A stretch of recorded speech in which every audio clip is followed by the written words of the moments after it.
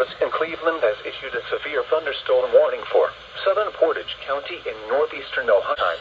Severe thunderstorms were located along a line extending from near Mogador to near Louisville to Dover, moving east at 35 miles per hour.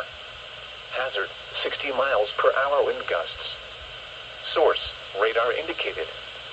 Impact, expect damage to trees and power lines. Locations impacted include Canton, Salem, Greene, Alliance, North Canton, Louisville, Sebring, Mogador, Minerva, Hartville, Waynesburg, East Sparta, Randolph, Atwater, Ellsworth, East Canton, Beloit, Deerfield, Myers Lake and Hills and Dales.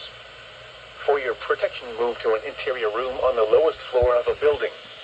Repeating, a severe thunderstorm warning has been issued until 3 p.m. Eastern Daylight Time for the following counties in Ohio: Mahoning,